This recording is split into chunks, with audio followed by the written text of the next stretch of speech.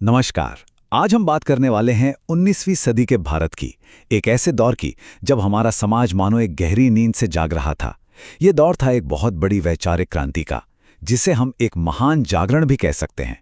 ये उन सामाजिक धार्मिक सुधार आंदोलनों की कहानी है जिन्होंने उस भारत की नींव रखी जिसमें आज हम सब रहते हैं।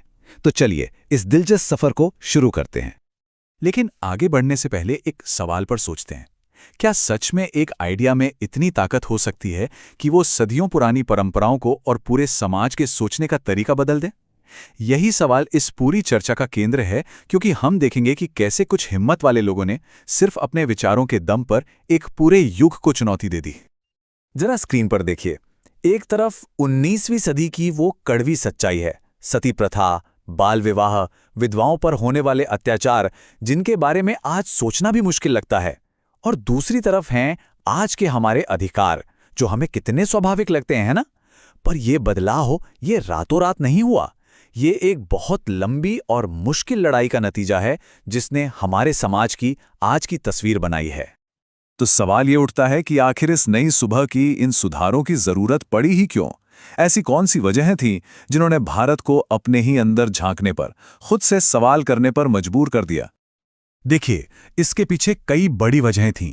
जब अंग्रेजी शिक्षा आई तो उसके साथ आज़ादी, बराबरी और इंसानियत जैसे पश्चिमी विचार भी भारत पहुंचे। इन आइडियाज़ ने एक नए भारतीय बुद्धिजीवी वर्ग को जन्म दिया, जिसने अपने ही समाज और धर्म में फैली बुराइयों पर सवाल उठाने शुरू कर दिए। मतलब ये आवाज़ कहीं बाहर से नहीं, बल्कि समाज के अंदर से ही उठी थी। और हाँ, प्रेस और पत्रिकाओं ने इन नए विचारों को घर घर तक पहुंचाने में एक बहुत बड़ा रोल निभाया। तो चलिए अब मिलते हैं कहानी के उन हीरो से जिन्होंने तर्क यानी रीजन को अपनी ढाल बनाया और अपनी आस्था को अपनी ताकत। ये वो लोग थे जिन्होंने भारत को सोचने का एक नया नजरिया दिया। और इस लिस्ट में सबसे पहला और सबसे अहम नाम है राजा राम मोहन राय का, जिन्हें हम भारतीय पुनर्जागरण का पिता भी कहते हैं। उनकी कही ये एक लाइन ही उनके पूरे मिशन को समझा देती है कि प्रॉब्लम धर्म में नहीं, बल्कि धर्म के नाम पर जो अंधविश्वास और गलत प्रथाएं चल रही हैं उनमें है। साल 1828 में उन्होंने ब्रह्म समाज की स्थापना की। यह सिर्फ एक ऑर्गेनाइजेशन नहीं था, ये तो एक इंटेलेक्चुअल रेवोल्यूशन था। इसका सबसे बड़ा आइडिया था एकेश्वरवाद, मतलब ईश्वर एक है। अब ये सुनने में बहुत सिंपल लगता है, लेकिन इस एक विचार ने मूर्ति पूजा और उससे जुड़े कर्मकांडों पर सीधा सवाल खड़ा कर दिया। और इसी तर्क के आधार पर सती प्रथा जैसी अमानवीय प्रथाओं के खिलाफ एक मजबूत आवाज उठाई गई। लेकिन रुकिए, समाज को बदलने का रास्ता सिर्फ एक ही नहीं था। एक और बुलंद आवाज उठी, जिसका नारा था वेदों की ओर लौटो।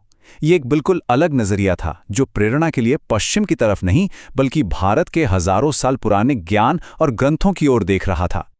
ये टेबल इन दो बड़े आंदोलनों के फर्क को बिल्कुल साफ दिखाता है। एक तरफ राजा राम मोहन राय का ब्रह्म समाज था, जो मॉडर्न वेस्टर्न आइडियाज को भारतीय परंपरा के साथ जोड़ना चाहता था। तो दूसरी तरफ स्वामी दयानंद सरस्वती का आर्य समाज था, जो मानता था कि सारा सच्चा ज्ञान वेदों में ही है। उन्होंने भारत भारतीयों के लिए है जैसा नारा देकर राष्ट्रवाद की एक नई भावना भी जगाई। लेकिन एक तीसरी धारा भी थी, जो भारत की सीमाओं को पार करके पूरी दुनिया तक पहुंचने वाली थी। और वो पल आया। साल था 1893 और जगह थी शिकागो। यहां विश्व धर्म संसद में स्वामी विवेकानंद ने अपने भाषण से दुनिया को भारतीय दर्शन की असली ताकत से मिलवाया। उन्होंने आध्यात्म को पूजा पाठ और कर्मकांडों से निकालकर इंसानियत की सेवा से जोड़ा। बाद में उन्होंने रामकृष्ण मिशन की स्थापना की, जिसका एक ही सिद्धांत था, नर सेवा नारायण सेवा। मतलब अगर ईश्वर की सेवा करनी है तो इंसान की सेवा करो। इन सभी वैचारिक आंदोलनों के बीच एक बहुत ही जरूरी लड़ाई भी लड़ी जा रही थी, और वो थी महिलाओं के सम्मान और अधिकारों की लड़ाई। क्योंकि ये सुधारक समझ चुके थे कि अगर समाज का आधा हिस्सा ही पीछे रह गया तो कोई भी देश कभी आगे नहीं बढ़ सकता। सोचिए, उस दौर में एक विधवा का जीवन कितना मुश्किल होता होगा।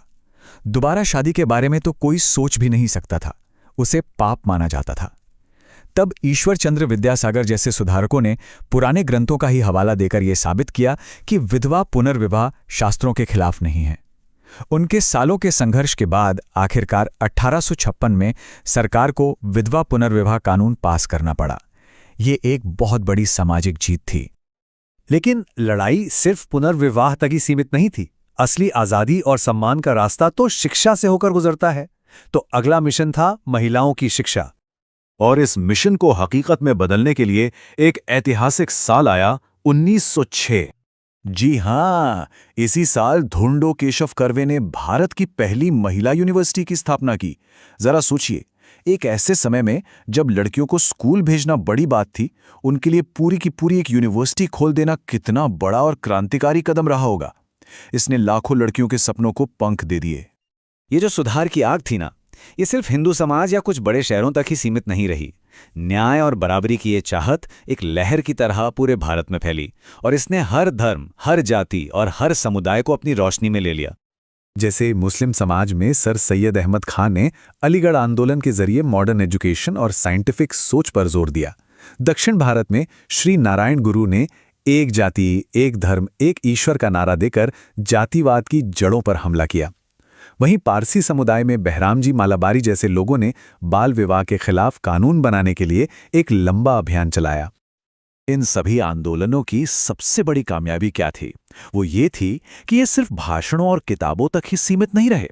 इन्होंने समाज की सोच को इस हद तक बदल दिया कि आखिरकार सरकारों को भी झुकना पड़ा और नए कानून बनाने पड़े। ये टाइमलाइन उस 100 साल के संघर्ष की पूरी कहानी कहती है। 1829 में सती प्रथा का अंत हुआ। 1856 में विधवाओं को एक नई जिंदगी शुरू करने का हक मिला। 1872 में अलग अलग जातियों में शादी का रास्ता खुला और 1929 के शारदा एक्ट ने बाल विवाह पर कानूनी रोक लगाई। हर एक कानून उन सुधारकों के संघर्ष की एक जीत थी। तो कुल मिलाकर कहें तो इन सभी आंदोलनों ने मिलकर एक ऐसे भारत की नींव रखी जो तर्क, मानवता और समानता के आदर्शों पर खड़ा होना चाहता था। ये वही बुनियाद है जिस पर हमारे आज के अधिकार और कानून टिके हुए हैं। तो आखिर में हम फिर से उसी सवाल पर आते हैं कि इन सुधारकों की विरासत आज भी इतनी जरूरी क्यों है? शायद इसलिए क्योंकि उन्होंने हमें सबसे जरूरी चीज सिखाई, सवाल पूछना, अपनी परंपराओं से, अपने समाज से और हाँ, खुद से भी, कि क्या जो हो रहा है वो सही है? क्या हम इसे और बेहतर बना सकते हैं? ये सवाल 19वीं सदी में जितने जरूरी थे, आज भी उतने ही हैं। और यही सवाल हमें हमेशा एक बेहतर कल की तरफ लेकर जाते हैं।